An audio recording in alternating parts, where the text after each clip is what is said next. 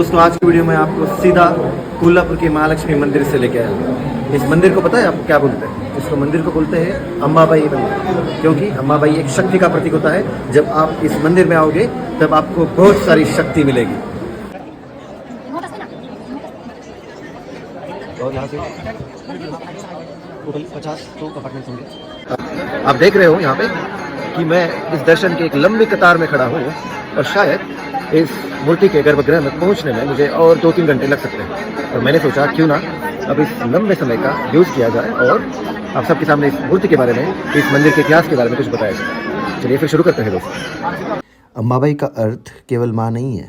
कोल्हापुर में देवी को अम्बाबाई इसलिए कहा जाता है क्योंकि यहाँ देवी योद्धा शक्ति मतलब वॉरियर गॉडेस के रूप में पूजी जाती है। यहाँ महालक्ष्मी धन की देवी नहीं बल्कि राष्ट्र, समाज और भक्तों की रक्षा करने वाली शक्ति मानी जाती है।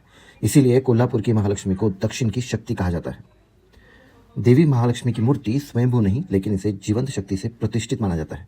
मूर्ति के पीछे एक शिवलिंग भी स्थापित है जो यह दर्शाता है कि यह मंदिर शाक्त और शैव परंपरा का संगम है। बहुत कम मंदिरों में लक्ष्मी और शिव का ऐसा अद्भुत आध्यात्मिक संतुलन देखने को मिलता है। सूर्य की किरणें मंदिर के गर्भगृह की पश्चिमी दीवार में बने छोटे छिद्रों से प्रवेश करती है। ये जो छिद्र है ऐसे कोण पर बनाए गए हैं कि साल में केवल 2 निश्चित समय पर किरणें देवी के मुख, वक्ष और चरणों को सीधा जाके स्पर्श करती है। और ये जो व्यवस्था है वो आज भी बिना किसी आधुनिक तकनीकी के पूरी तरह से सटीक काम करती है। कोल्हापुर की महालक्ष्मी को कुमकुम अत्यंत प्रिय है। यहाँ की कुमकुम अर्चना सामान्य पूजा नहीं है बल्कि स्त्री शक्ति और सौभाग्य का प्रतीक मानी जाती है। बस यही कारण है कि नवविवाहित महिलाएं और माताएं विशेष रूप से इस पूजा में भाग लेती है। फिर कोल्हापुर को प्राचीन काल में दक्षिण काशी कहा जाता था। महालक्ष्मी मंदिर शहर के सांस्कृतिक और राजनीतिक केंद्र के रूप में भी कार्य करता था। मराठा काल में किसी भी बड़े निर्णय से पहले देवी के दर्शन अनिवार्य माने जाते थे। यहाँ एक प्रसिद्ध मान्यता है कि जो भक्त सच्चे मन से अम्बाबाई से न्याय मांगता है ना, उसे देर से नहीं सही लेकिन न्याय अवश्य मिलता है। इसी कारण आज भी लोग कानूनी मामलों में अन्याय और संकट के समय यहाँ विशेष रूप से दर्शन के लिए आते हैं।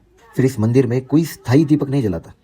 अन्य बड़े मंदिरों की तरह यहाँ अखंड ज्योति नहीं रखी जाती क्योंकि देवी को जीवंत शक्ति माना जाता है, प्रतीक नहीं। फिर इस देवी की आंखों में जानबूझकर गहराई दी गई है। मूर्ति की आंखें इस तरह बनाई गई है कि लगता है कि देवी सीधे भक्त को देख रही है। यह शिल्पकला की उच्चतम तकनीक मानी जाती है। दोस्तों this was all about today's video. सोचा था बड़ी लंबी लाइन थी और 1-2 घंटा बाकी था और सोचा कि समय का सदुपयोग किया जाए और मैंने किया, ऐसा मुझे लगता है। और मुझे आशा है कि आपको मेरी वीडियो अच्छी लगी हो। और अगर आपको कुछ कहना है तो नीचे कमेंट्स में आप जरूर मेंशन कर सकते हो। See you in the next video.